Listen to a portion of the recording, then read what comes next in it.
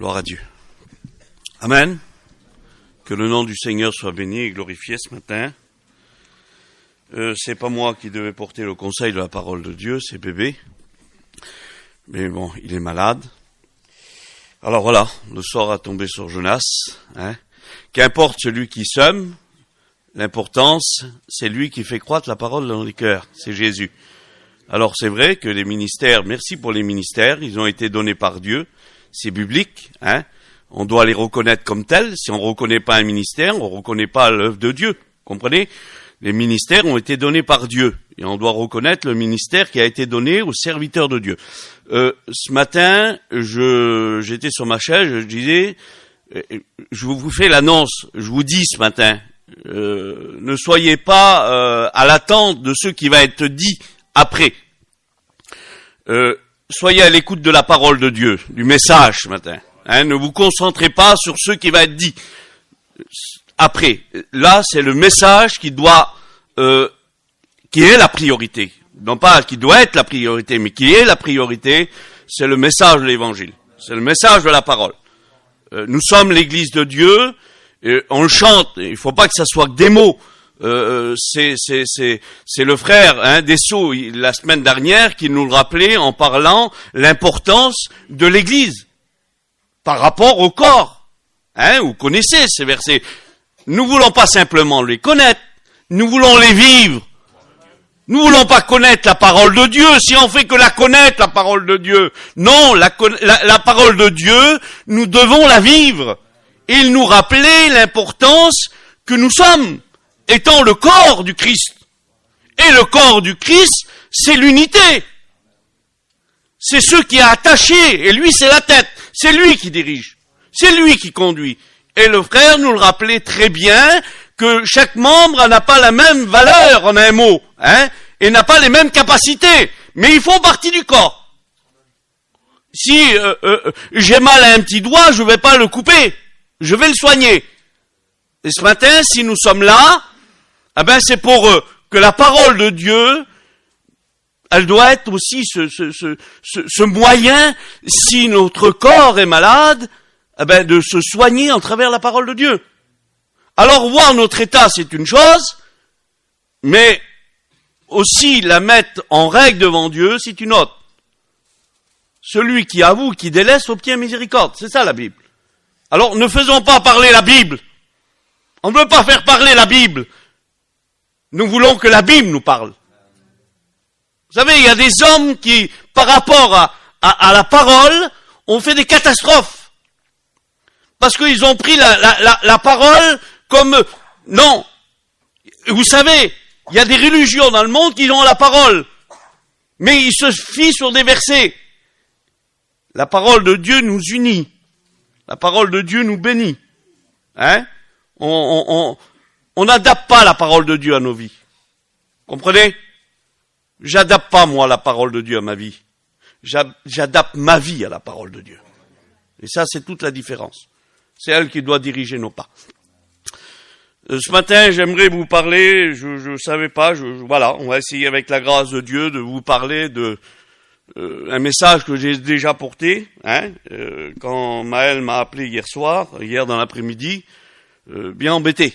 Mais bon, vous savez, l'homme de Dieu, il y a une parole qui m'encourage, moi, parce que je comprends mes incapacités devant la grandeur de Dieu, Et puis l'homme de Dieu dit, je peux tout par celui qui me fortifie. Ce matin, sans lui, nous ne sommes rien. Sans lui, on ne peut rien faire. Nous avons besoin de la grâce de Dieu. Alors j'aimerais lire un passage dans l'évangile de Luc que tout le monde, je pense, connaît. On l'a écouté des dizaines de fois, nous l'avons lu. Mais je vous apprends rien de nouveau ce matin. J'ai l'habitude de le dire. Je vous apprends rien de nouveau. La Bible est un rappel ce matin. Je vous apporte rien. Je veux pas vous épater. C'est pas mon but ce matin. Non, je vous rappelle le message. Et l'homme de Dieu disait, je ne me lasserai pas de vous rappeler les mêmes choses. Je ne vous lasserai pas de vous rappeler les mêmes choses. Parce qu'ils sont salutaires pour nous. La parole de Dieu, ce qui sort de la parole de Dieu, c'est des choses, c'est vrai que nous connaissons. Mais des choses qui est salutaire pour notre vie. Ça nous donne à marcher avec lui. Ce matin, j'aimerais vous parler de deux femmes dans la parole de Dieu, dans l'évangile de Luc, chapitre 10, 38. Deux positions différentes, deux situations différentes. On pourrait parler même de deux chrétiens dans la vie de tous les jours. Deux femmes. Et j'aimerais faire la lecture ensemble. L'évangile de Luc, chapitre 10 au verset 38. Il est dit dans la parole de Dieu, « Comme Jésus était en chemin avec ses disciples, il rentra dans un village et une femme nommée Marthe le reçut dans sa maison. » Essayez de comprendre le message, on va revenir. Le reçut dans sa maison. Elle avait une sœur nommée Marie qui s'était assis au pied du Seigneur et écoutait la parole.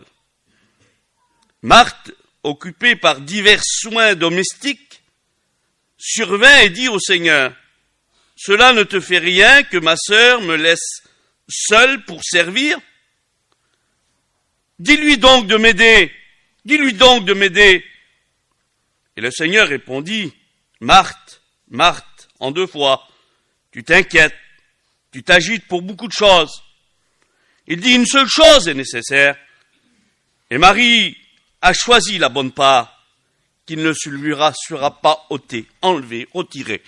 Marie a choisi la bonne part. » Vous savez, j'aimerais vous parler ce matin avec mes mots.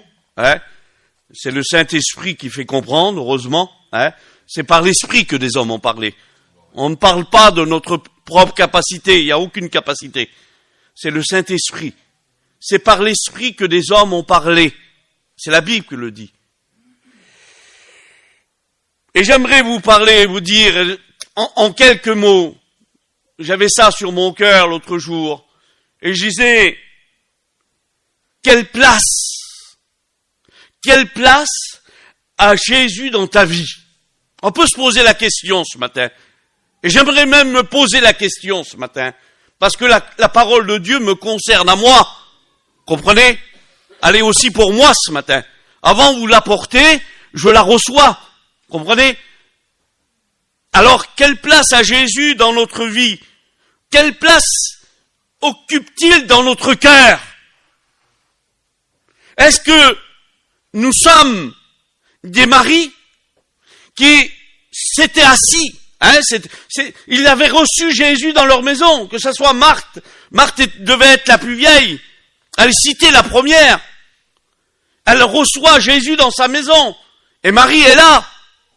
Mais Marie avait pris une décision. Elle s'étant assise au pied de Jésus. Elle est venue et elle s'est assise au pied de Jésus. Marthe, c'était différent. La Bible dit qu'elle s'occupait de diverses affaires, des affaires domestiques.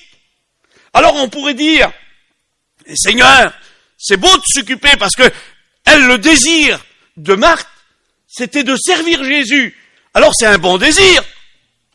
On pourrait dire c'est un bon désir de travailler pour Dieu. Mais, vous savez, on a fait l'expérience, des fois, bien souvent, il y a des frères qui ont un désir de travailler pour Dieu. Et on le voit dans nos missions. On le voit dans l'œuvre de Dieu. Il y a des gens qui, c'est les premiers à faire quelque chose, à défaire les fils, ou brancher le courant, ou de placer les chaises. Mais est-ce qu'on réalise vraiment l'importance? Un homme disait qu'il y a certaines personnes qui s'attachent plus à l'œuvre de Dieu qu'à Dieu lui-même.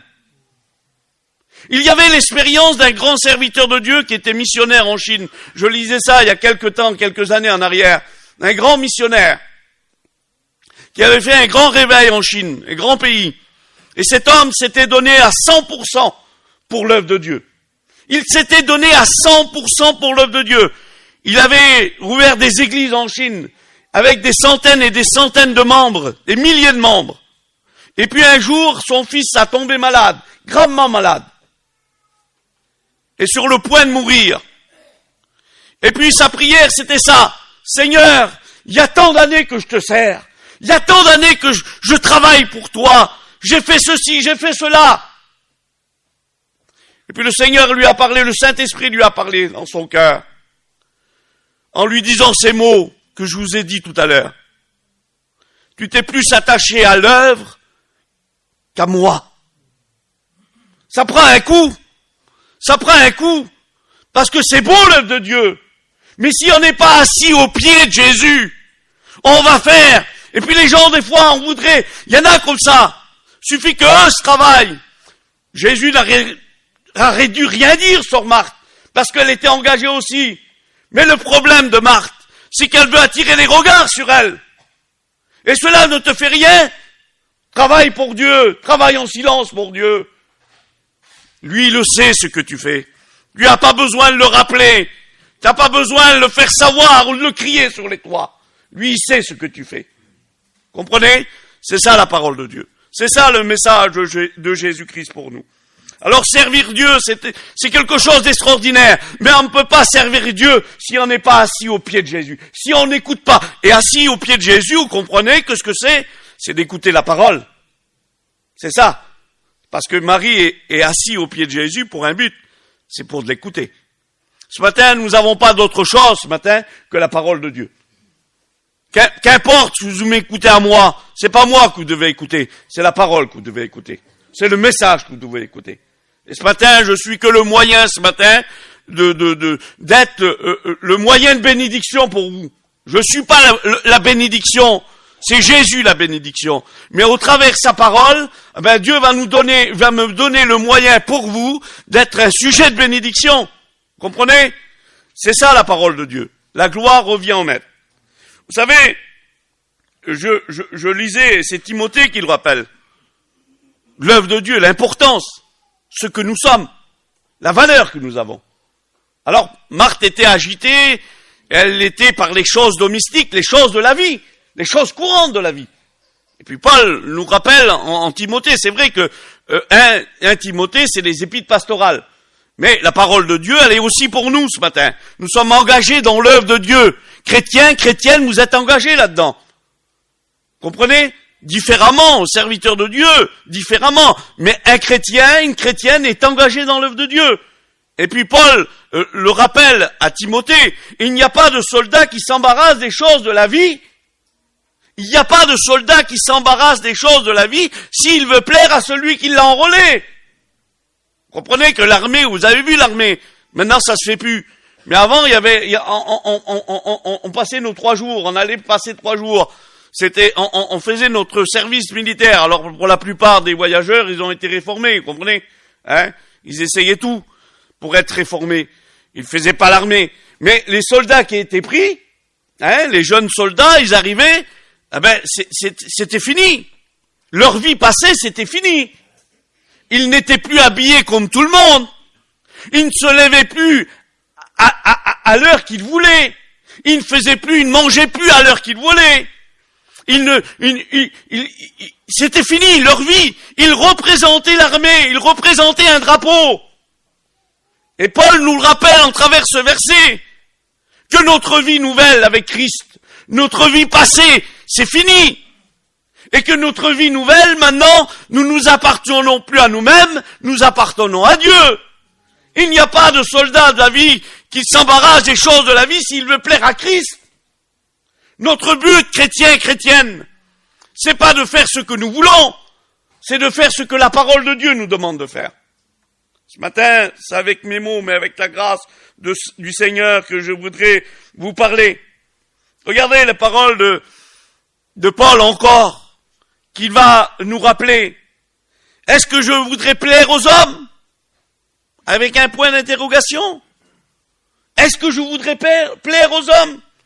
Mais il va dire, si je devrais plaire aux hommes, je ne serai pas au service du Maître. Si je devrais plaire aux hommes, je ne pourrais pas servir Dieu. Si je devrais plaire aux hommes, je ne pourrais pas servir Dieu. Mon but, c'est de lui plaire. Mon but à moi, chrétien, chrétienne, c'est de lui ressembler. Tout disciple accompli, dit la Bible. Il ressemble au Maître. Il a la vie du Maître. Chrétien, chrétienne, nous avons été affranchis par Christ. Nous avons été appelés à la liberté. Et puis l'homme de Dieu va dire, ne faites pas de cette liberté un moyen de vivre selon la chair. Cette liberté nous dit pas de vivre n'importe comment. cette liberté qui nous a été appelée, nous avons été affranchis, nous met encore sur une autre autorité. Nous sommes passés de l'autorité que nous avions par rapport avant notre ancienne vie à la vie du monde, et maintenant nous sommes sur l'autorité de Dieu. Prenez mon joug sur vous, et mon fardeau est léger. Ah, c'est pas facile tous les jours, mais Dieu nous donne la force d'avancer avec lui. Dieu nous donnera toujours la force d'avancer avec Dieu. Il n'y a pas, si je devrais plaire aux hommes, je ne serais pas, regardez, c'est Jésus qui va dire ça. C'est Jésus qui va dire ça. Il dit, quiconque met la main à la charrue, quiconque met la main à la charrue et regarde en arrière, il n'est pas propre au royaume de Dieu. Quiconque met la main à la charrue et regarde aux choses en arrière, à la vie passée, si je devrais plaire aux hommes, c'est ma vie passée, ça. Quiconque prend cet engagement, parce que vous savez, l'œuvre de Dieu nous fera toujours avancer. L'œuvre de Dieu doit nous faire avancer. Une charrue, ça va de l'avant.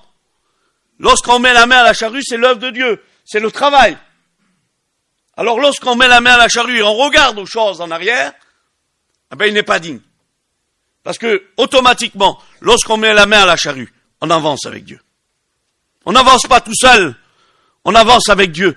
Il y a trop de gens qui avancent tout seuls. On avance avec Dieu, et lorsqu'on avance avec Dieu, on avance avec l'Église de Dieu. Amen. Regardez, il nous rappelle, Israël avait été libéré. Israël était sorti d'Égypte. L'Égypte représente le péché. L'Égypte représente le monde. Mais ils avaient été libérés par Moïse. Et puis ils étaient là, ils étaient dans le désert. Et au bout d'un moment, je regardais ça, ils vont se mettre à regretter l'Égypte, regretter la nourriture qu'ils avaient en Égypte. Ils vont regretter la vie qu'ils avaient en Égypte. Ils vont regretter les pots de viande. Ils vont regretter le pain qu'ils avaient en Égypte. Mais il y en a comme ça. Ils regrettent. Ils le disent pas. Mais dans leur comportement et dans leur vie, parce qu'ils sont plus attachés, ils diraient qu'ils vont vivre l'éternité sur la terre. Ils font des projets à long terme. À long terme. Merci pour les projets. Les projets, ça se fait en Dieu. Que ta volonté, Seigneur, se fasse. Non, la nôtre. Lorsque vous faites des projets, mettez-les devant Dieu, demandez à Dieu. Parce qu'il y en a qui font des projets parce qu'ils veulent réussir sur la terre. Ils veulent avoir une bonne situation. Merci Seigneur. Merci Seigneur. Nous ne sommes pas des fanatiques. On sait qu'il faut. Et puis l'homme de Dieu, vous savez qu'est-ce que dit? Celui qui ne travaille pas, qu'il ne mange pas. C'est comme ça. Celui qui ne travaille pas, qu'il ne mange pas. Il nous faut travailler pour vivre. Mais vous savez, il y a un bel exemple. Regardez l'aigle. L'aigle, il est souvent sur les hauteurs. Vous avez vu des fois des documentaires sur ces animaux-là. Il est dans le rocher. L'aigle fait son nid dans le rocher. Il fait sa vie dans le rocher. Et lorsqu'il a besoin de se nourrir, il a besoin de descendre dans la vallée. Il descend dans la vallée. Alors il prend son envol et il descend dans la vallée. Mais lorsqu'il va prendre sa nourriture, il reste pas. Il la prend et il remonte dans la vallée.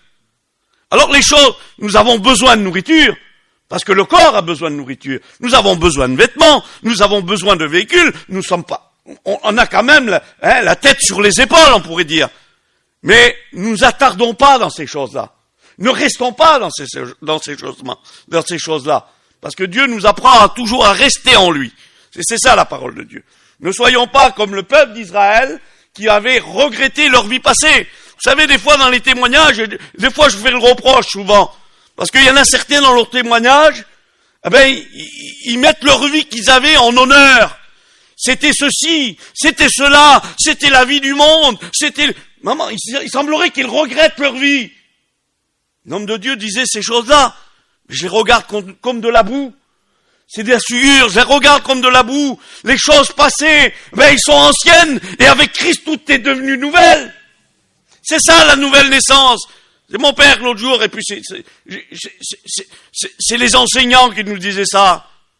La vie nouvelle avec Dieu est symbolisée extraordinairement en travers la vie du papillon et de la chenille. Hein? Vous comprenez? La chenille, c'est l'homme de la terre. C'est l'homme ancien qui se nourrit des choses de la terre. Elle rampe, elle marche sur la terre. Et c'était notre ancienne vie.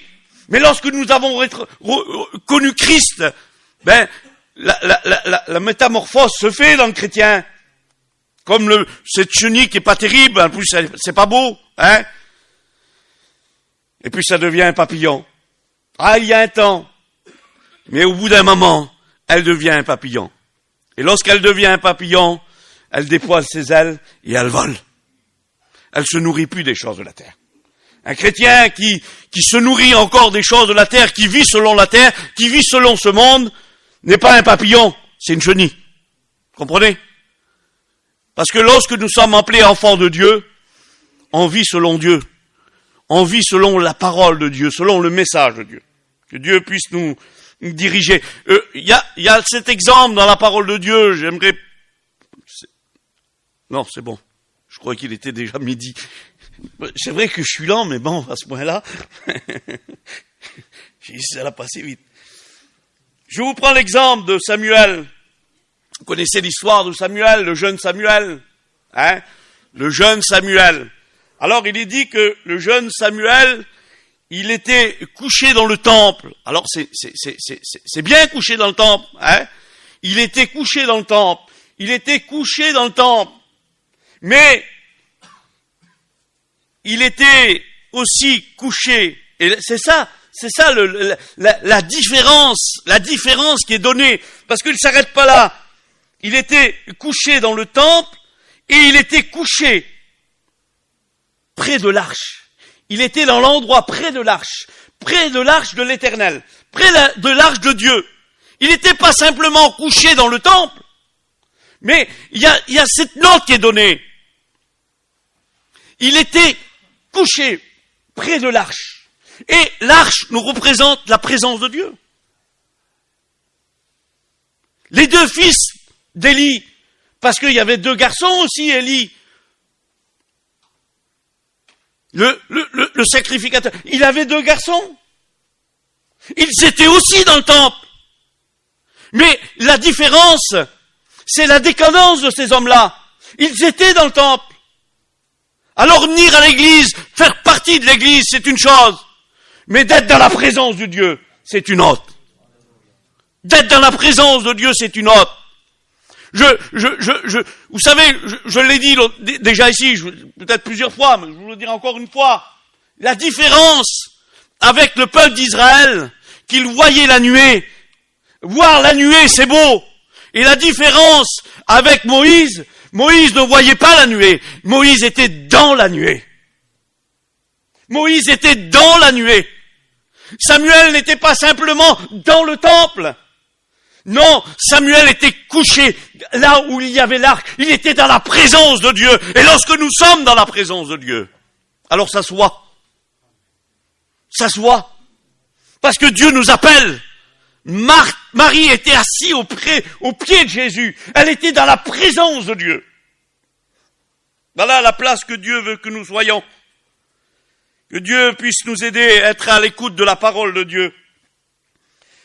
Alors, vous connaissez l'histoire où l'Éternel va appeler Samuel, le jeune Samuel, il ne connaissait pas la parole, et il va venir vers le vieux prophète, et le vieux prophète ne va pas comprendre. Par 3 fois, la Bible dit qu'il va venir, et par 3 fois, au bout d'un moment, il va comprendre. Alors, vous connaissez cette parole, quelle véritable, quelle position, quel état d'esprit dans la vie d'un chrétien doit avoir. C'est « parle, car ton serviteur écoute ». Parle, car ton serviteur écoute. Il y a une différence, j'ai marqué là.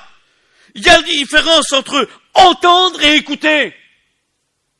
Il y a une différence entre entendre et écouter.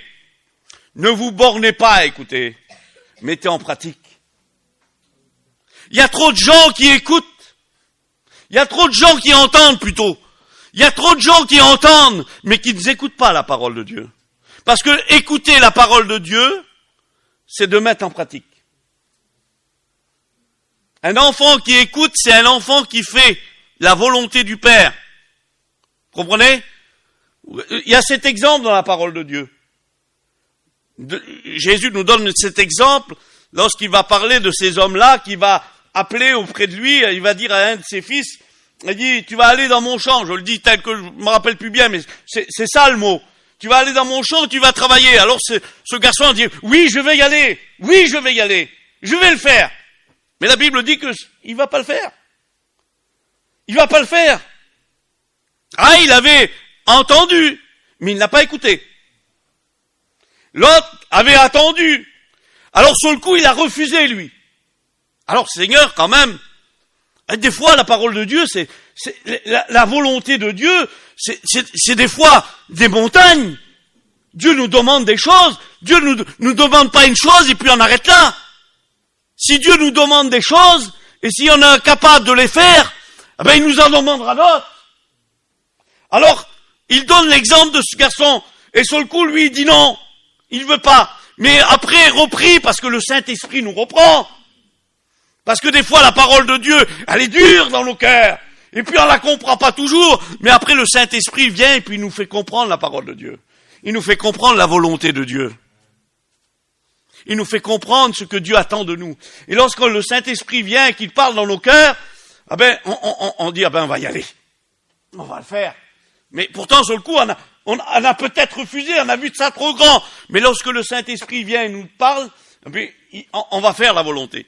Et puis il dit, quel est celui qui a fait la volonté? Quel est celui qui a écouté? Celui qui a dit oui et qui n'a pas été, ou celui qui l'a dit, qui l'a peut-être refusé, mais il a fait la volonté de Dieu. Il a fait la volonté de Dieu. Il y a trop de gens. Nous devons être pour nos vies, pour nos foyers, pour nos enfants, des modèles. Comprenez? Et c'est ça que Paul va dire à Timothée. Notre vie doit être décalquée sur la parole de Dieu. Et notre vie, comme dit l'homme de Dieu à Timothée, il dit sois un modèle. Il dit sois un modèle. Parce que si tu n'es pas un modèle, tu vas pas être écouté. On écoute quelqu'un qui est un modèle.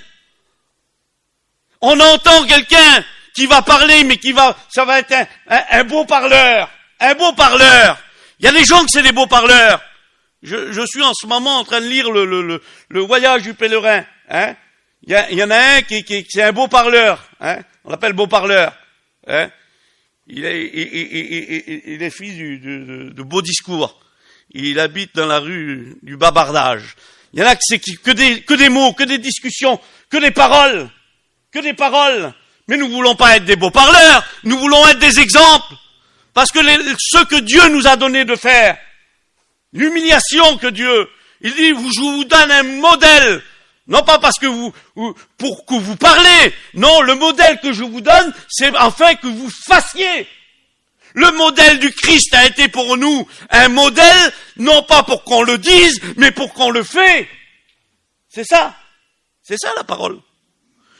Je vous donne un exemple, afin que vous fassiez. C'est Jésus qui le dit, c'est pas moi. C'est Christ qui le dit. Alors, il y a même des prédicateurs, peut-être que je vais un peu plus loin, des prédicateurs qu'on va entendre, mais qu'on va pas écouter. Parce que leur vie n'est pas conforme. Lorsque la vie n'est pas conforme avec la parole de Dieu. Lorsque la vie, on n'écoute pas quelqu'un qui n'est pas conforme avec la parole de Dieu.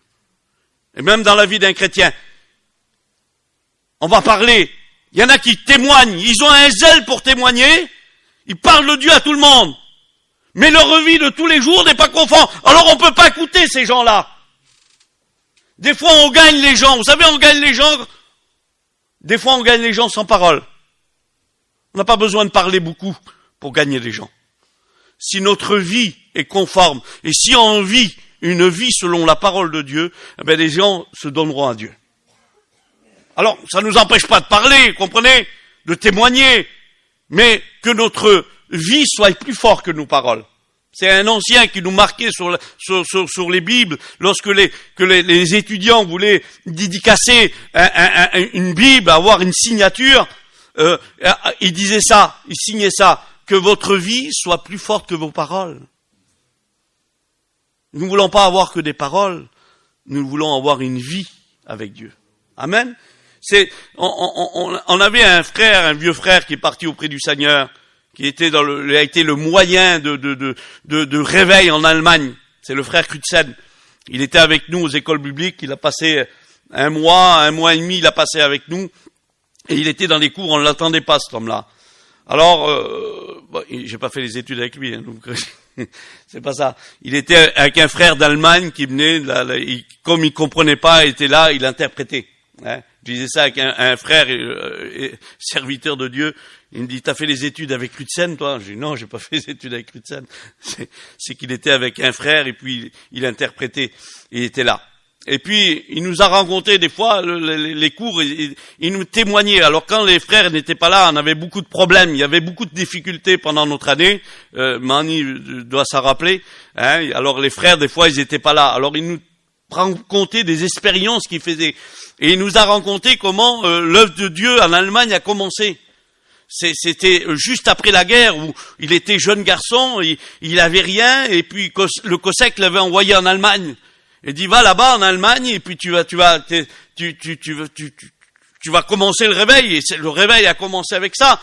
Et puis, il dit, il a pris sa voiture qui marchait très mal, et puis il est arrivé là-bas, il est arrivé en Allemagne en pleine nuit, il faisait nuit, il a mis sa voiture n'importe où, il a dormi dans l'auto, parce que c'était sa maison, quoi. Il a dormi dans l'auto. Ils avaient pas cette facilité, hein. Ils avaient pas cette facilité à l'époque. Il avait dormi dans l'auto, et le matin, il s'est levé, et puis, il était dans un genre de terrain, c'était tous les frères manouches de là-bas, il dit des hommes immenses qui est juste après la guerre, et puis ils étaient un peu au service de la mairie, ils travaillaient un peu, et puis il y avait un frère qui était là, et puis j'ai rien dit, je le voyais en train de travailler dans une tranchée qu'il y avait là, il avait la pioche, et puis il travaillait là. Et puis il a descendu, comment faire? Alors, il y avait un frère, un pasteur des sédentaires qui était venu avec son beau costume, il nous disait ça, avec son beau costume, cravate, et puis il s'est mis en haut de la tranchée, et puis il lui parlait du Seigneur, et il lui parlait, c'était beau, et puis l'homme, il disait, en manouche, et puis lui, il comprenait, il dit, je vais y prendre la pelle, je vais y foutre la tête, tu vas voir, il va repartir avec son Seigneur. Il dit, comment faire, mon Dieu, j'étais venu pour ça, en plus. Il voulait pas, c'était des gens très durs, très compliqués. Et puis, il a pris le Saint-Esprit lorsqu'il parle d'un cœur, il parle. Il a pris ses manches, il les a redressées, elle était comme ça, Crutzen. Il a pris ses manches, il a pris notre pelle, et puis il a travaillé avec l'âme. Une journée, 2 jours, quelques jours, sans parler. Il n'a pas parlé beaucoup, mais son témoignage a été le moyen de réveil en Allemagne. Comprenez? Son témoignage, sa vie qu'il menait, a été le moyen du réveil en Allemagne. Alors il y en a qui parlent beaucoup et qui agissent très peu. Ce que Dieu nous demande, c'est d'écouter et de mettre en pratique. Amen. Je vais essayer de passer très vite. Je m'attarde un peu sur Samuel. Hein. Samuel grandissait, dit la parole de Dieu. Samuel grandissait. Il dit que le jeune Samuel grandissait auprès de l'Éternel. On ne peut pas grandir autre part que près de l'Éternel. On peut pas, je reviens sur les mots qui a été dit tout à l'heure, on ne peut pas grandir dans l'église si on n'est pas attaché à l'église. Comprenez? Le corps qui grandit, un enfant grandit, c'est tout son corps qui grandit. Lorsque vous coupez quelque chose, vous le mettez de côté, mais il est mort. C'est ça le mot. Il y avait une sœur qui venait, un témoignage d'une sœur qui est venue vers le pasteur de l'église parce qu'elle voulait rien savoir de l'église. Elle voulait rien savoir parce que elle voyait tout noir, elle voyait tout sombre, elle comprenait pas. Et puis elle parlait au pasteur, le pasteur l'écoutait, et puis ils étaient au bord d'un poêle, un gros poêle à charbon. Et puis au bout d'un moment, il a pris un des charbons qui était tout rouge, là. Il l'a attrapé avec une pince, et puis il l'a mis de côté. Et puis elle lui parlait toujours. Est-ce que vous comprenez? Et puis tout doucement, ce charbon-là se déteindait. Parce qu'il n'était plus dans le feu. Tout doucement, sa lumière se déteindait. Et lorsqu'elle a voulu une réponse, vous savez la réponse qu'il lui a donnée? Il dit, ma sœur, vous êtes comme ce charbon-là. Auparavant, vous étiez dans le feu, vous étiez en communion. Maintenant, vous êtes devenu noir. C'est pour ça le langage que vous avez, c'est un langage charnel. Un langage qui vient pas de Dieu. Alors, savez la solution?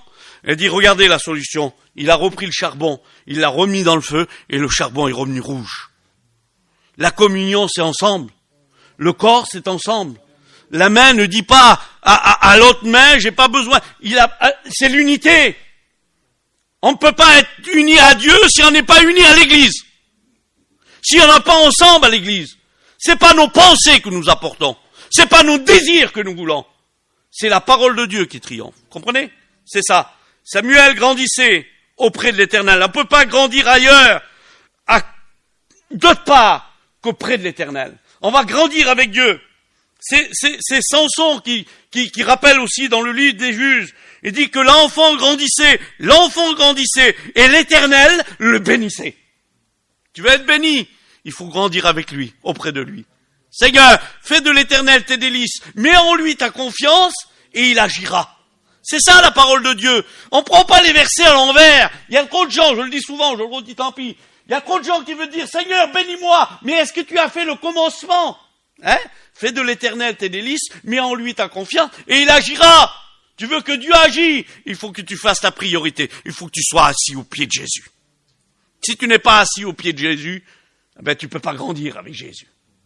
Il nous faut être à l'écoute. On ne parle pas à quelqu'un, c'est comme ça. Est-ce que vous allez tenir une conversation avec quelqu'un qui est à 100 mètres de vous? C'est impossible. Non. Il faut qu'il soit à côté.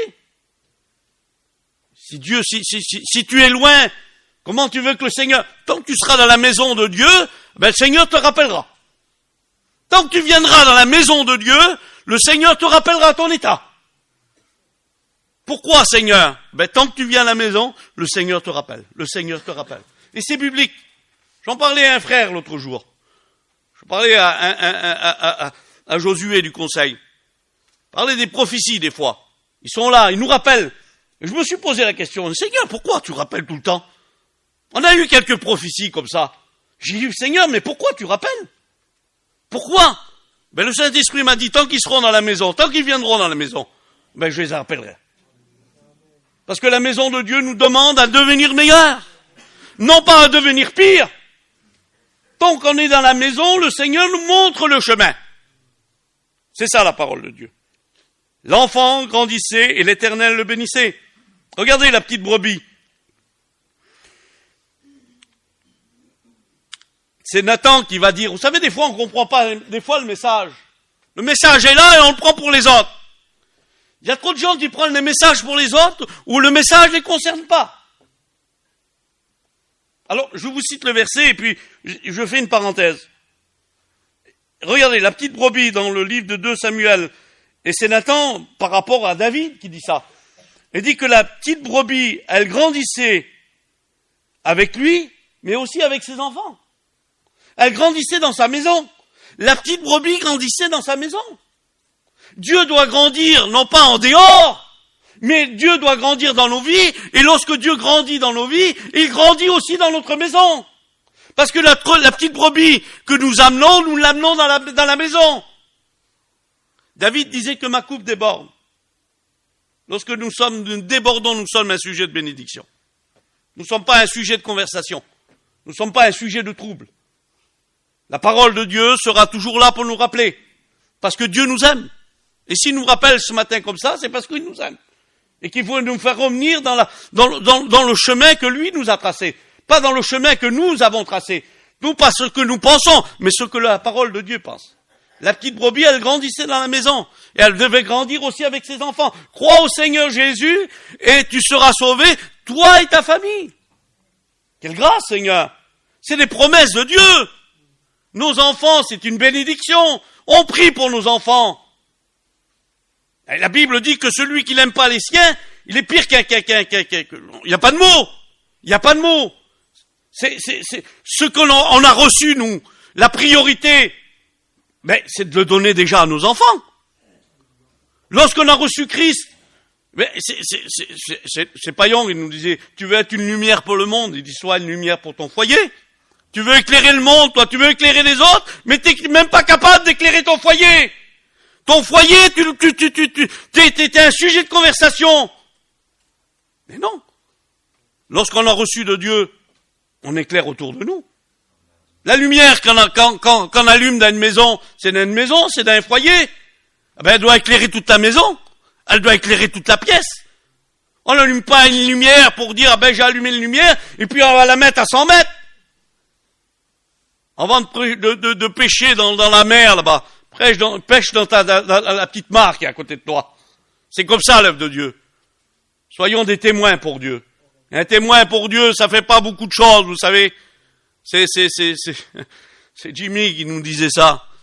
Il dit, si avec ce que Dieu t'a donné, tu n'as jamais rien fait, ne compte pas recevoir d'autre chose de lui. Si avec ce que Dieu t'a donné, la charrue, c'est quelque chose qui avance, qui travaille.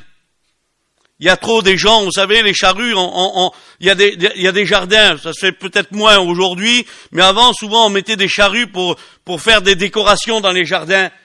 Et lorsqu'une charrue travaille pas, vous savez qu'est-ce qu'elle fait? Elle rouille. Ah. Lorsqu'un chrétien ne travaille plus pour Dieu, ben, il reflète plus la lumière. Il rouille. Une charrue qui travaille, ah, on la voit pas. Vous la verrez pas. Regardez, on travaillait souvent dans les champs avant, et puis on voyait souvent des charrues. Vous l'avez vu.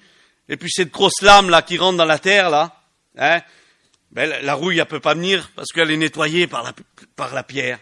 Et quand elle arrive au bout du sillon là-bas, elle se lève. Vous l'avez vu dans les chaleurs comme ça. Et lorsqu'elle se lève, on la voit pas quand elle travaille, mais lorsqu'elle se lève, eh ben elle reflète le soleil, elle reflète la lumière. On peut même pas la regarder parce que le soleil, elle brille. Et c'est ça un chrétien qui travaille. On ne le voit pas. Mais lorsque il se lève, Dieu se reflète à travers lui. Comprenez?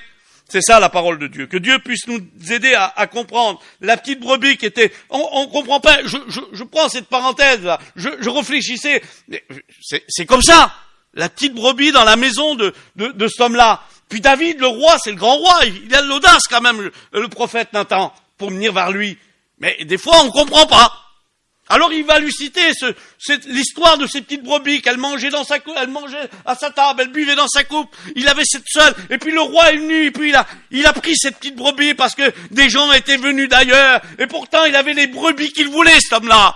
Mais on va prendre la petite brebis du pauvre là, et puis on va la prendre, et puis on va la tuer, on va la mettre en festin pour les gens qui étaient venus. Puis David va dire, mais un tel homme doit mourir.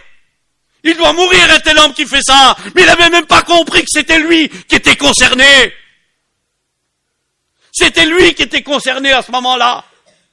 Et puis Nathan, devant la puissance de la parole de Dieu, parce que devant la parole de Dieu, il n'y a pas d'autorité. Il y a la parole de Dieu, simplement. Elle est la seule autorité au milieu de l'Église. Comprenez? L'autorité au milieu de l'Église, c'est pas moi, c'est pas vous, c'est Jésus et sa parole. Et le Saint-Esprit, c'est ça l'autorité.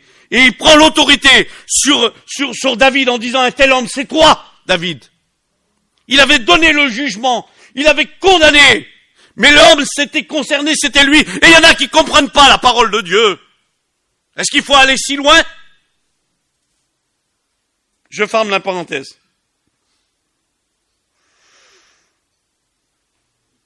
Regardez, Naël, à quelle heure on arrête?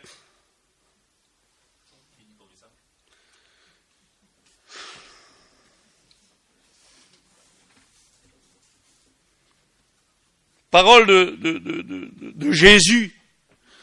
C'est Jésus qui doit faire notre éloge. Comprenez? C'est notre vie, on doit voir Christ dans notre vie. Et si on voit Christ dans notre vie, eh ben, la vie de Christ fera notre éloge. On n'aura pas besoin de parler. C'est lui. Regardez, c'est l'évangile de Jean.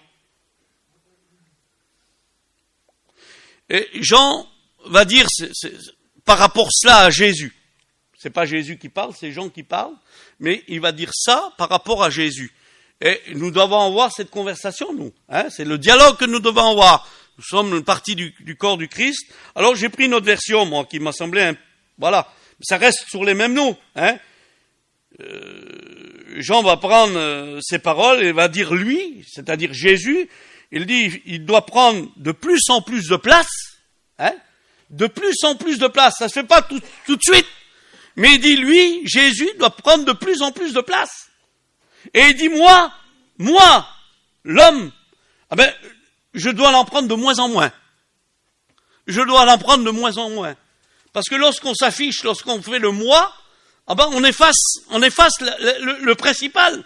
Lorsqu'on se met en avant, on efface le principal. On doit voir Jésus.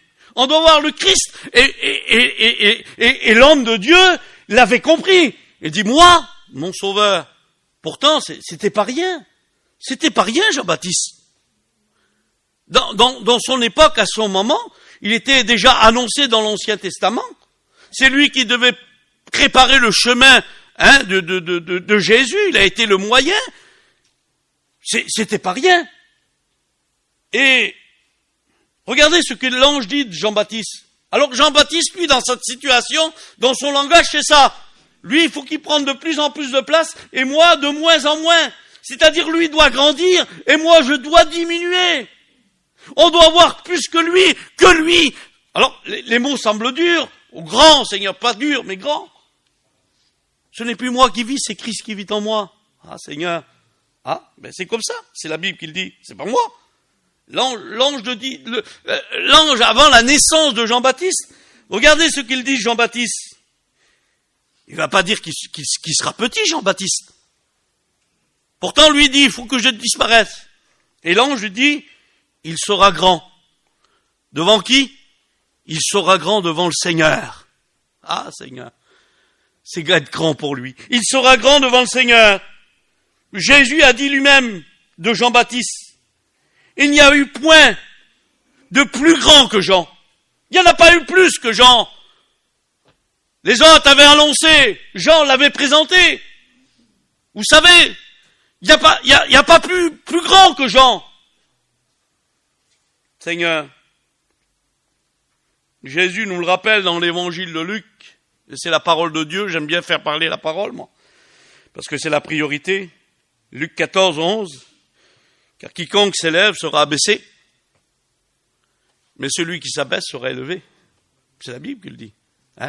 Ne prends pas la première place, la place qui t'est pas réservée. Ne fais pas une chose qui ne t'est pas réservée. Fais ce que Dieu veut la place que Dieu veut que tu as. Et la place que Dieu veut que tu as, c'est à ses pieds. L'honneur, c'est Dieu. La priorité, c'est Jésus, c'est Christ. Il y a cet exemple, cette personne qui vient dans ce festin, et il vient prendre une place qui lui est pas due. Mais l'organisateur du festin dit, mais c'est pas ta place là, c'est pas ta place. Va prendre la dernière place là-bas. Ah, quelle honte, il faudra qu'il sorte devant tout le monde. Et qui va prendre la dernière place. La différence avec celui qui se met, qui s'humilie, c'est le symbole de l'humiliation. C'est le symbole de l'humiliation qui se met au fond là-bas. Mais le Seigneur lui dit, mais le maître du festin, il dit, viens prendre la place que tu as. C'est Dieu qui nous donne de la valeur. On n'a pas de valeur. On ne prend pas des places qui nous est pas réservées. C'est Dieu qui place. C'est lui qui le fait. Ne soyons pas là où Dieu... Où es-tu, Adam? Tu n'es plus à ta place. Tu n'es plus là où je t'avais placé. Tu n'es plus là où je t'avais mis. La place que Dieu veut que nous ayons, c'est à ses pieds. La place que Dieu doit occuper dans votre vie, c'est la première place. Que Dieu puisse nous donner à comprendre la parole de Dieu. Samuel grandissait, l'Éternel était avec lui, l'Éternel était avec lui. C'est avec Dieu, dit la Bible. J'essaye d'aller vite. C'est avec Dieu que nous ferons des exploits. C'est avec Dieu. Lorsqu'on sait s'humilier, lorsqu'on sait j'ai tous les jours besoin de me repentir devant Dieu. Tous les jours, j'ai besoin de me frapper la poitrine. Il marchait avec Dieu en se frappant la poitrine. C'est la Bible qui le dit. Il marchait avec Dieu en se frappant la poitrine. Ma conversion, je l'ai reçue, j'ai été lavé, purifié. Mais j'ai besoin d'avoir une vie d'humiliation. J'ai besoin de me repentir. J'ai besoin de mettre devant Dieu mes faiblesses. Parce que c'est lui qui me donnera la force. C'est lorsque je suis faible que je suis fort. C'est lorsque je suis faible que je suis fort.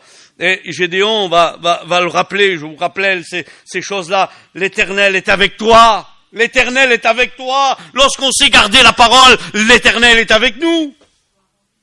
Lorsqu'on sait garder la parole, parce que tu as gardé ma parole, je te garderai. La priorité, c'est de garder la parole. Parce que tu as gardé la parole, je te garderai. Maintenant, les hommes, même les religions, changent la parole de Dieu. Parce que tu as gardé ma parole. Ah, Gédéon n'avait pas fait vaillant héros. Ah, Seigneur, mais qu'est-ce qu'il a fait? Et pourtant, il dit, je suis le plus petit, je suis rien, moi. Mais pourquoi tu fais une éloge de moi? Que me vaut une telle, comment on pourrait dire? Une telle éloge, un tel message, en disant l'Éternel est avec toi. Ah Seigneur, n'oublions jamais la situation de l'époque où Gédéon était en train de battre le blé, le froment, où Madian venait et prenait tout à Israël. Il enlevait tout. Il enlevait tout, le diable essayera d'enlever tout. Il vient, il enlève la semence, c'est son rôle à lui. Il veut enlever la parole. Mais Gédéon, il est en train de garder pour pas que Madian le prenne. Il sait garder la parole. Alors c'est pour ça qu'il y a un tel éloge sur Gédéon. Parce qu'à ce moment-là même, il était en train de battre le blé, les valeurs. Il était en train de garder la parole. Lorsqu'on sait garder la parole, on fait l'éloge de Dieu, on fait la gloire de Dieu. On devient quelque chose lorsque nous marchons selon la parole. Je disais ça à un des jumeaux, je ne me rappelle plus lequel, je confonds toujours, tout à l'heure. J'ai dit, quelle parole, Seigneur, hein? Qu'est-ce que l'homme pour que tu t'en souviennes de lui? Ah, Seigneur, qu'est-ce que l'homme pour que tu t'en souviennes de lui? Ne savez-vous pas que nous avons de l'importance aux yeux de Dieu? Hein? Rejetés peut-être par le monde, mais lorsque nous sommes en Christ, nous avons de l'importance aux yeux de Dieu, parce que nous avons été rachetés par son Fils à la croix. On peut faire le plus beau des messages, mais le plus beau des messages, c'est la croix. Lorsqu'on a compris la croix, on a tout compris. Que Dieu puisse nous aider ce matin. Hein? Va avec la force que tu as. Ah, peut-être c'est pas grand-chose, Seigneur. Va avec la force que tu as. Lorsqu'on sait garder la parole, voilà le message qu'on reçoit. Lorsqu'on sait garder la parole, va avec la force que tu as. C'est-à-dire que la parole de Dieu nous donnera toujours, et je l'ai dit tout à l'heure, elle nous donnera toujours à avancer. Elle nous donnera toujours à progresser. Et notre marche doit se voir. Notre vie doit se voir. Je le redis encore. Notre vie doit se voir. Ah, Seigneur, va avec la force que tu as. Pourquoi, Seigneur? Parce que moi, je suis avec toi. C'est ça. C'est le message de Dieu. Ton Dieu est avec toi dans tout ce que tu en prendras. C'est la parole de Josué. Hein? Josué était devant une tâche assez difficile. Il avait vécu un peu je vais le dire, les misères du peuple d'Israël parce qu'il bronchait. C'était pas rien pour Moïse. Il fallait qu'il ait de la patience avec le peuple d'Israël. Lisez le livre d'Exode. C'est pas rien. Et puis c'était le grand Moïse, lui, qui les avait délivrés. Mais maintenant, il y a une succession. Il y a Josué qui doit conduire le peuple. Il connaissait le peuple. Il savait comment il était. C'était pas rien. Hein? Mais l'Éternel était avec lui. L'Éternel qui était avec Moïse était avec Josué maintenant. Le relais était donné. Et puis dans Josué, dans le livre de Josué, chapitre 1, verset 9, il dit « Ton Dieu est avec toi dans tout ce que tu entreprendras. » dans tous tes efforts, dans toutes tes peines, dans toutes tes difficultés, Dieu sera avec toi. Que le nom du Seigneur soit béni. Dieu est avec nous. Alléluia. Mais la Bible, vous savez qu'est-ce qu'elle dit? C'est Paul qui nous rappelle en 2 Corinthiens 15, 2. L'Éternel est avec toi. Quand l'Éternel est avec vous, quand vous êtes avec lui. C'est la Bible qui le dit. L'Éternel est avec toi. Mais Paul le rappelle, il dit l'Éternel est avec nous quand nous sommes avec lui. C'est ça. Parce qu'il ne peut pas être avec nous si nous on est contraire.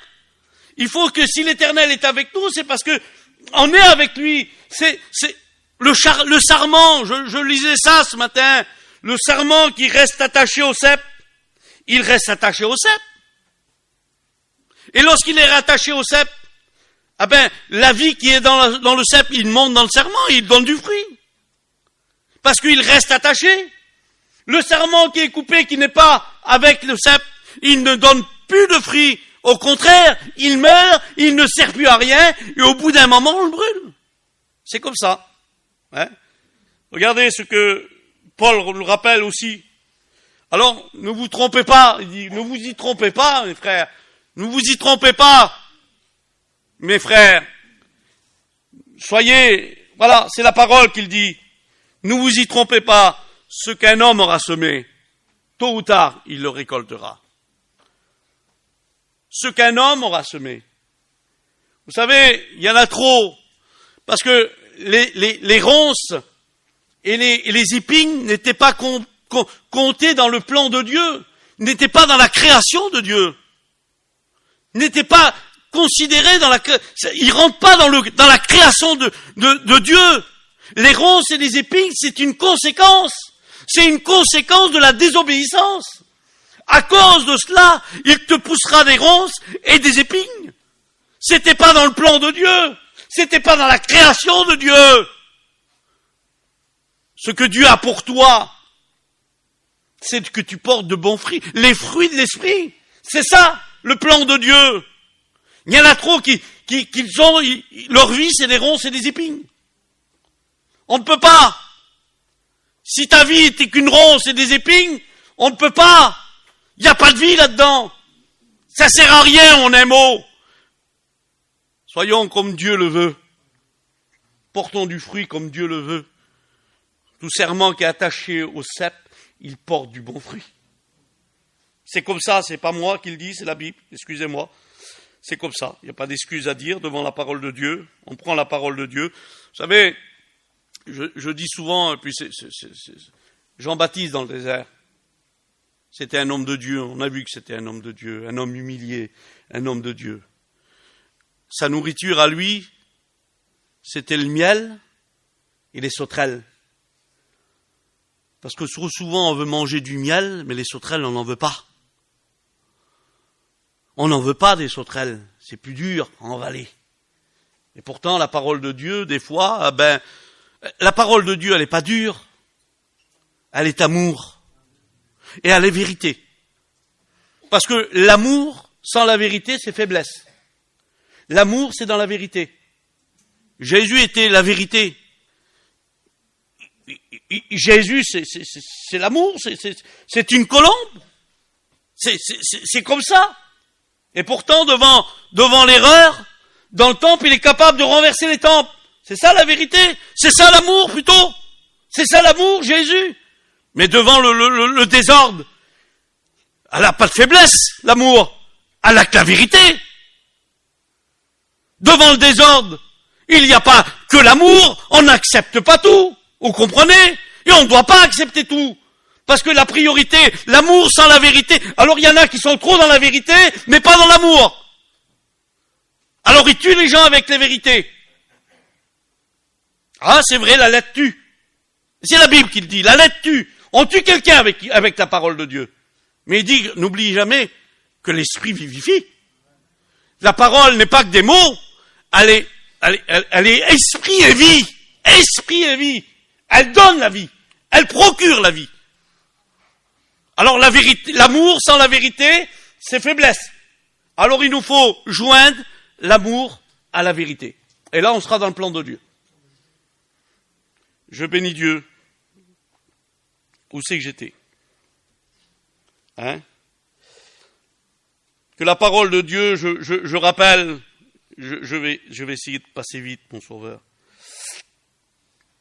Je reprends le livre de Josué.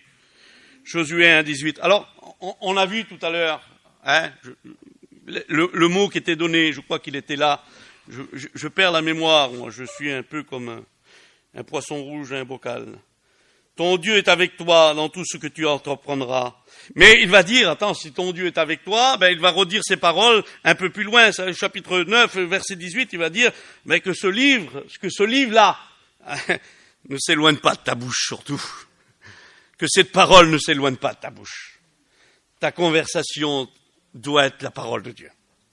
Que ce livre ne s'éloigne pas de ta bouche. Tu pourras faire avancer le peuple que selon la parole.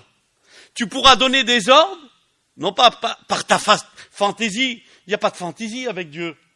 Il n'y a pas de fantaisie, on ne fait pas ce qu'on veut. Vous savez, je lisais le livre je crois que c'est à partir d'Exode, le Lévitique, le temple, lorsque Dieu, l'Éternel, va donner des ordres à Moïse. Et il va lui citer des dizaines et des dizaines et des centaines de petites choses. Que même à l'heure d'aujourd'hui, en Israël, on a été capable de reconstruire le temple à l'identique, le tabernacle à l'identique, parce que tout est décrit dans le livre, dans la parole de Dieu. Les agrafes, tel pilier, tel pot, tout est donné, des petites choses insignifiantes. Alors je lisais ça, je dis, Seigneur, est-ce que j'ai besoin de le savoir, ça, moi? Seigneur, ça m'apporte à quoi, ça? Ça, c'était ma réaction. C'était ma réaction. Et je lisais tout ça, et puis je l'ai dit. Parce que des fois, ça m'est arrivé, excusez-moi, la Bible, on l'a toujours lue. J'ai grandi avec la parole. Grandir avec la parole ne veut pas dire que on sait tout, comprenez? Et j'ai toujours lu ma Bible. J'avais une petite Bible d'Ésaïe 55. Je lisais toujours ma Bible. Je sais pas, j'ai tombé dedans étant jeune, un peu comme Obélix. Voilà, c'est comme ça. Et puis, je lisais la parole de Dieu. Et puis, même j'arrive à lire les noms, même que j'arrive pas à les comprendre, je les lis quand même. Parce que j'ai dit, Seigneur, si tu les as mis dans la parole, c'est qu'il y a un avantage. Et puis, des fois, à cause des noms qui me semblaient il y a quelques années en arrière, j'ai dit, Seigneur, excuse-moi, mon Dieu, ça me sert à rien de savoir des noms qui sont impossibles à prononcer déjà. Et puis, on retrouve ces noms, et puis on arrive la parole de Dieu, c'est un puzzle, on comprend pas toujours, mais lorsqu'on met bout à bout, ça nous donne une image. Lorsqu'on sait prendre tout la parole de Dieu. Alors, des fois, je ne lisais pas ça, moi. Et je passais directement, j'ai trop de choses pour le tabernacle. Et puis, je lisais ça, je l'ai lu quand même, je ne comprenais pas grand-chose. J'ai dit, Seigneur, pourquoi? Alors, le texte de la fin m'a rappelé toute chose, parce que lorsqu'on pose des questions à la parole nous donne des réponses. Et j'ai vu que, au bout d'un moment, lorsque Moïse a terminé le tabernacle qui était fait, il dit, il le fit selon le plan que Dieu lui avait donné. Il le fit selon le plan qu'il lui avait donné. Et à partir de ce moment-là, il dit que l'Esprit va descendre. Parce qu'il n'a pas fait sa fantaisie, Moïse. Il n'a pas garni un peu, Seigneur, tu vois, ça, moi je verrai comme ça. Moi je ferai comme ça, Seigneur, ça serait plus joli comme ça, là, regarde, tu vois, c'est plus beau. Il y en a comme ça. Ils font leur vie avec Dieu selon leur fantaisie. Mais Seigneur, je serais meilleur comme ça. Dieu sait ce qu'il y a de meilleur pour toi. Ne t'inquiète pas, Dieu sait ce qu'il y a de meilleur. Il te donnera pas quelque chose qui ne va pas dans son plan. Parce que des fois, on demande à Dieu et on croit que c'est comme ça, nous. Vous savez, des fois, je demande à Dieu, moi. Et je vois pas, les choses s'accomplissent pas. Et pourtant, Seigneur, le cœur est là. Mais je me dis, Seigneur, si tu me donnes pas, c'est que toi, tu sais ce que j'ai besoin. Tu sais ce que j'ai besoin. Parce que les choses que tu nous donnes, c'est pour grandir avec toi. C'est pour te plaire. On ne te donnera pas. Il y a des gens qui disent, Seigneur, maman, comme il me bénit, moi. Comme il me bénit, il m'a donné ça. Oui, mais gloire à Dieu. Hein, les biens, Seigneur, je vois pas, quand Dieu donne, il donne. Hein? Il sera avec toi dans tout ce que tu entreprendras. Jean, c'est l'apôtre de l'amour. Il dit à un des gens qui sont là, je cite pas le nom, je m'en rappelle plus, j'ai trop dur à dire. Il dit, je veux que tu prospères en toutes choses. En toutes choses. Ah oui, en toutes choses. Ben, sur les biens, sur les choses bien. Il y a des hommes riches dans la Bible. Prenez les gens comme Abraham, c'était des hommes qui avaient de l'autorité. Salomon, c'était des, mais il dit, je souhaite que tu prospères comme prospère l'état de ton âme. Parce que la priorité, c'est pas tes biens. La priorité, c'est ton âme. C'est ça que tu dois, ça dans ce sens-là. Il dit que tu prospères en tout égard, même dans la santé. Mais la priorité, c'est notre âme. Notre âme, à nous, se satisfait que des choses du ciel. Mon âme, réjouis-toi, car tu as des biens en abondance. Ah, Seigneur. Mais l'âme, elle se réjouit pas des choses. Elle ne se satisfait pas des choses de la terre. Ça, c'est le corps qu'il aime. L'âme, elle, c'est le ciel. Elle est reliée au ciel. Vous comprenez? L'âme est reliée au ciel, parce que c'est ça que Dieu nous a donné. Hein? Dieu a mis dans le cœur de l'homme la pensée de l'éternité. Que le nom du Seigneur soit béni. Hein? Que ce livre ne s'éloigne pas de ta bouche, le psaume. Ah. Mais là, tu veux que la vérité soit au fond du cœur. Et j'aime bien ce verset-là. Hein? Ah Seigneur, tu veux que la vérité soit au fond du cœur. C'est là que la vérité. C'est-à-dire que la vérité doit être même au fond du cœur. Qui c'est qui va fouiller au fond du cœur? Moi, je connais pas vos cœurs, moi, aujourd'hui, là. Je ne sais pas. Mais des fois, vous savez, il y avait cet homme-là qui se croyait un peu comme, au-dessus de tout le monde. Au-dessus de tout le monde. Pour lui, c'était comme ça. Et puis l'histoire nous rappelait qu'il était là, au bord d'une rivière, et puis il était assis, il faisait un peu son éloge. Il y en a comme ça qui font l'éloge d'eux-mêmes, hein. Ils sont justes à leurs propres yeux, hein. Non pas aux yeux de la parole, ils sont justes à leurs propres yeux. Mais la Bible dit, ne sois pas juste à tes yeux, sois juste devant Dieu. C'est devant Dieu. Il y en a comme ça. Il était là, et puis il regardait son visage dans l'eau. Ah Seigneur, comment je suis beau, comment je reflète. Et puis au bout d'un instant, il a pris un bâton comme ça, et puis en s'amusant, il a fouillé un peu dans l'eau, et puis tout est remonté. Et là, c'était la véritable. Et le Seigneur lui a fait comprendre, si on fouille un peu dans ton cœur, c'est ça qui va remonter. C'est de l'abondance du cœur que la bouche parle. Comprenez? C'est pas le cerveau. C'est illogique, la parole de Dieu. C'est bizarre, hein? Je dis ça que je dis là. C'est illogique. Parce que la Bible dit, c'est de l'abondance du cœur que la bouche parle. Le monde, c'est pas comme ça. Le monde, c'est le cerveau qui compte. Il y a des grands cerveaux, des grandes connaissances, et ils vont parler, ils vont faire des discours, parce qu'ils ont le cerveau pour. Seigneur, s'il faudrait parler par rapport à notre cerveau, je vous dirais pas grand-chose. Mais c'est mon cœur qui vous parle. C'est mon cœur. Mais avec Dieu, c'est comme ça. C'est pas ton cerveau qui doit compter, c'est ton cœur. Comprenez? C'est ton cœur. Le cerveau, qu'importe. Mais d'abord, c'est ton cœur qui doit parler. Et ton cœur, tout ce qui va... Si tu sondes mon cœur, tu verras qu'il est pour toi. Ah, c'est un engagement à faire à Dieu, hein. C'est inviter Jésus parce que lui, il sonde les cœurs et les reins. On peut rien cacher. C'est comme ça. On peut rien cacher devant lui. Il sonde les cœurs et les reins. Alors que Dieu nous donne. C'est un homme, un grand homme de Dieu. Vous savez que Israël, il fait des prières. Quelle heure il est? Ah, je vais arrêter tout de suite. Tout de suite, j'arrête. Tout de suite. Je finis avec ça. Israël fait des prières. Et c'est des prières qui s'attachent au bras, là. Et des prières qui se mettent sur le cerveau. Hein. C'est des phylactères, c'est ça, je cherchais le nom. Des phylactères. Alors, souvent, on a été en Israël, et puis on voit devant le mur de lamentation, ces choses-là. Et puis ces hommes-là, Et puis un juif s'est posé la question. Je regardais l'autre jour, le dimanche matin, il y a l'émission sur la 2 là. Et puis il y a les juifs, il y a toutes les religions qui parlent. Et puis j'aime bien regarder des fois les juifs qui parlent. Il y avait un rabbin qui parlait. Et il s'est posé la question. Parce que dans l'ancien temps, c'était comme ça. Il dit, pourquoi, Seigneur, avant la tête, c'est le bras? Il se posait la question, lui.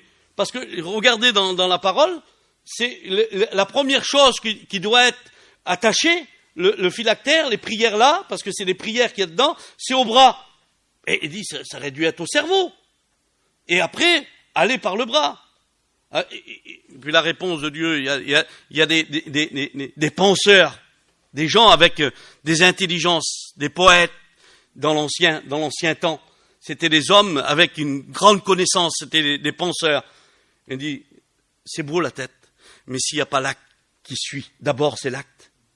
Il dit, elle doit monter au cœur et elle doit monter au cerveau. Il faut qu'elle passe par le cœur.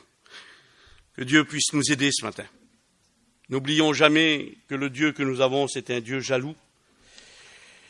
Un Dieu qui est grand. Je pense que ce matin, c'était nécessaire. Je ne vais pas regretter le temps que j'ai passé avec vous. Au contraire, Dieu, je crois que Dieu nous a parlé au travers de sa parole. C'est le message de Jésus qui doit être la priorité. J'aimerais qu'on puisse courber les fronts, prier le Seigneur pour la grâce de Dieu qui nous fait en travers de sa parole. Voilà, on prie le Seigneur ensemble. Seigneur, nous voulons te bénir, te rendre grâce, Père éternel, parce que tu es celui qui nous bénit, celui qui nous dirige, tu es celui qui nous conduit. Il y a un seul endroit où nous devons grandir, c'est à tes pieds. Et cela, Seigneur, tu l'avais bien compris, Seigneur, le reproche de Marthe. Il dit, Marie a choisi la bonne part, et cette bonne part-là, elle lui sera jamais ôtée. Dieu ne peut pas nous enlever la bénédiction si nous la recherchons. Dieu ne peut pas s'éloigner de nous si nous voulons s'approcher de lui. Seigneur, donne-nous avoir toujours ce contact, cette relation avec toi, Seigneur.